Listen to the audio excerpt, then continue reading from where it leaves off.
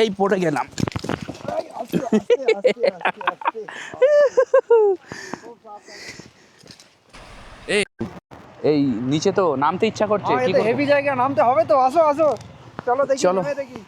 চলো তাহলে নিচে নামা যাক। হ্যাঁ, আরে নিচের এরকম দিকে জায়গা নামা না যাক, মিস চলো। করা যায়?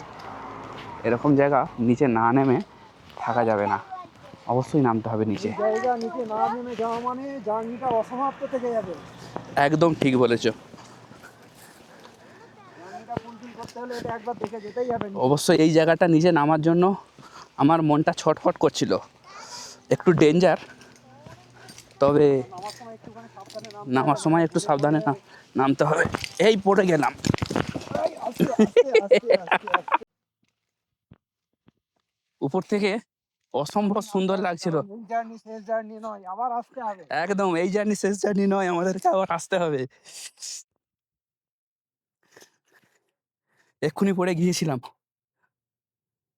তো অসম্ভব সুন্দর একটা জায়গা, তুমি না দেখলে বুঝতে পারবে না। দেখো, আমরা উপর থেকে এই উপর থেকে নিচের দিকে নামছি।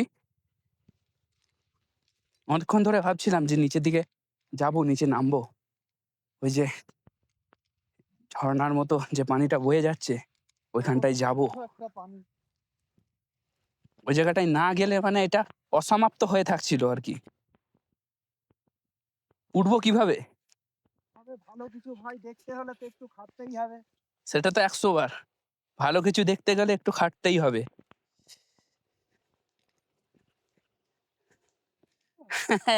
ম্যাগিটা ম্যাগিটা কাজ দিয়ে দেবে, ম্যাগিটা কাজে দিয়ে দেবে, ম্যাগিটা কাজে দিয়ে দেবে। বাহ, দারুণ দারুণ।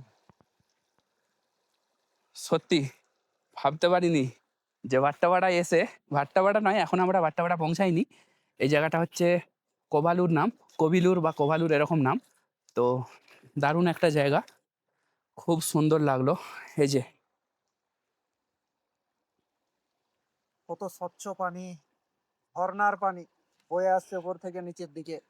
পানিটা প্রচুর স্বচ্ছ, মানে পুরো খাবার মতো পানিটা, কাচের মতো স্বচ্ছ। কাঁচের মতো একদম পানি, অসম্ভব সুন্দর।